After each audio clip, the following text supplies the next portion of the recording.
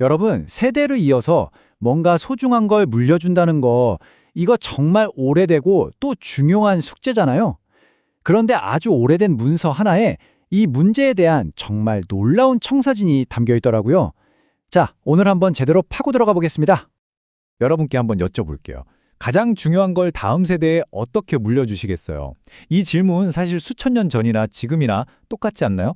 이게 그냥 지식만 툭 던져주는 게 아니잖아요? 삶의 방식, 세계관, 또 신앙 같은 것들을 어떻게 하면 아이들 마음에 제대로 새겨줄 수 있을까? 고대의 지혜는 바로 이 고민에서 출발합니다. 자, 이 거대한 계획의 첫 단추는요, 바로 약속입니다. 근데 이게 그냥 평범한 약속이 아니에요. 한 세대에서 딱 끝나는 게 아니라 대를 이어서 계속되도록 설계된 아주 특별한 약속이라는 거죠. 여기서 핵심 키워드가 바로 언약이라는 건데요. 이걸 그냥 한 번 하고 끝나는 계약이라고 생각하면 안 돼요. 이건 뭐랄까요? 하나님이 먼저 찾아오셔서 너랑 그리고 네 자식들 또 그 자식들이랑 계속해서 관계를 맺고 싶어 하고 내미시는 여러 세대에 걸친 초청장 같은 거예요. 그러니까 모든 신앙교육은 바로 이 든든한 약속이라는 반석 위에서 시작되는 거죠. 하나님이 자기를 어떻게 소개하는지 한번 보세요. 나는 그냥 신이다가 아니에요. 나는 아브라함의 하나님, 이삭의 하나님, 야곱의 하나님이다. 이게 무슨 뜻이겠어요? 어느 한 시대에만 잠깐 나타나는 분이 아니라 아브라함부터 야곱까지 그 모든 세대를 관통하면서 약속을 지키는 신실한 분이라는 걸 보여주는 거죠. 결국 다음 세대의 신앙을 가르친다는 건 바로 이렇게 변함없는 하나님을 소개해주는 일인 거예요. 그런데요, 이 완벽해 보이는 계획이 시작부터 아주 큰 위기에 부딪힙니다. 왜냐하면 진짜 말도 안 되는 기적을 바로 자기 눈으로 봤던 그 첫 번째 세대가 처참하게 실패해버리고 말거든요. 이 두 세대를 비교해보면 차이가 정말 어마어마하죠. 1세대는요, 자기들 눈앞에서 바다가 쫙 갈라지는 걸 봤어요. 그런데도 하나님을 못 믿었어요. 반면에 2세대는 어땠을까요? 그 모든 엄청난 이야기들을 그냥 전해 듣기만 한 거예요. 직접 본 게 하나도 없죠. 그들에게 남은 건 부모 세대가 실패했다는 그 무거운 짐뿐이었어요. 자, 여기서 정말 중요한 질문이 나옵니다. 직접 눈으로 보고도 실패했는데 보지도 못한 자식들한테는 도대체 무슨 희망이 있겠어요? 어떻게 믿게 할 수 있을까요? 정말 막막하잖아요.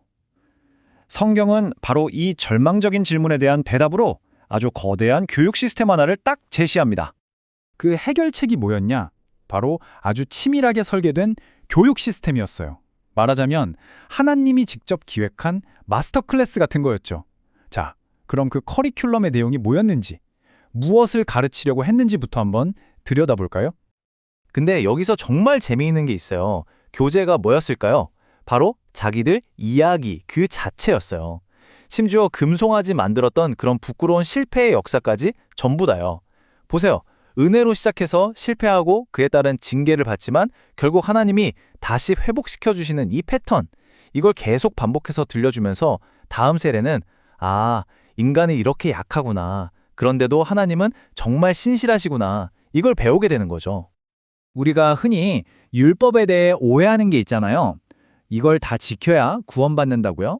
근데 성경이 말하는 건 정반대예요. 너희는 이미 구원받았어. 그러니까 이제 구원받은 사람답게 어떻게 살아야 하는지 알려줄게. 이게 바로 율법이라는 선물이고 가이드라는 거죠. 와, 이거 정말 엄청난 관점의 차이 아닌가요? 217번이요. 모세오경, 그러니까 성경 앞부분 5권에 여호와께서 명령하신 대로라는 말이 무려 217번이나 나와요. 이 숫자가 뭘 말해줄까요? 세대가 바뀌고 상황이 아무리 변해도 신앙의 절대 기준은 딱 하나, 하나님의 말씀에 순종하는 거다. 이걸 그냥 계속해서 반복해서 머리에 마음에 새겨주는 거예요. 이게 바로 교육에 흔들리지 않는 중심축이었던 거죠. 자, 그럼 내용은 알겠는데 이걸 도대체 어떻게 가르쳤을까요? 그냥 책상에 앉아서 달달 외우게 했을까요? 아니에요.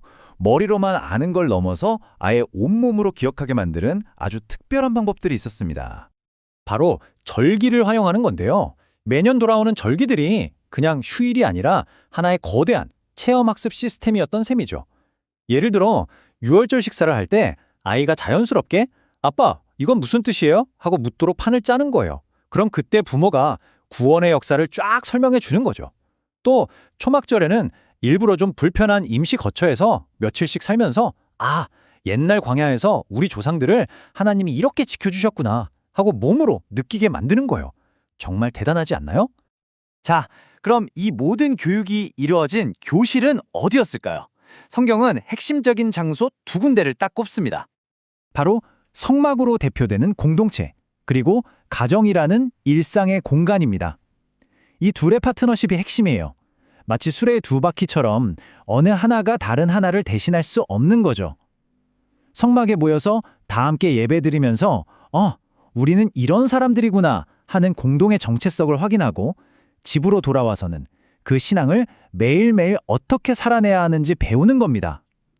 이 두 개가 톱니바퀴처럼 딱 맞물려 돌아가야 했던 거죠. 하지만 성경이 진짜 궁극적으로 강조하는 교육의 현장은 어딜까요? 바로 가정입니다. 교사는 부모예요. 교육 시간은 아침에 일어나서 잠들 때까지 그냥 모든 순간이에요. 앉아 있을 때, 길을 갈 때, 누워 있을 때, 언제든지요. 결국 부모가 먼저 하나님을 믿고 그 말씀대로 살려고 애쓰는 모습을 보여주는 것. 성경은 그게 교육의 시작이고 또 전부라고 말하고 있는 겁니다. 그리고 이 한마디로 정리할 수 있을 것 같아요. 신앙은 정보의 전달이 아니라 신뢰의 증명이다. 생각해보세요. 광야의 1세대가 왜 실패했죠? 정보가 부족해서요? 아니요. 그들은 누구보다 많은 정보를 그것도 눈으로 직접 봤어요. 하지만 그들의 삶이 하나님을 신뢰하지 못한다는 걸 자녀들한테 그대로 보여준 거죠. 결국 신앙은 말로만 가르치는 게 아니라 삶으로 보여주는 거라는 얘기입니다. 자, 이 수천 년 전의 청사진이 결국 오늘 우리에게 이런 질문을 던지는 것 같습니다. 만약 신앙이 말보다 삶으로 더 많이 보여지는 것이라면 지금 나의 삶은 다음 세대에게 과연 무엇을 보여주고 있을까요? 우리는 아이들에게 어떤 정보를 가르칠까 많이 고민하잖아요. 하지만 어쩌면 그것보다 더 중요한 건 지금 내 삶이 과연 어떤 신뢰를 증명하고 있는지 그걸 돌아보는 일 아닐까요?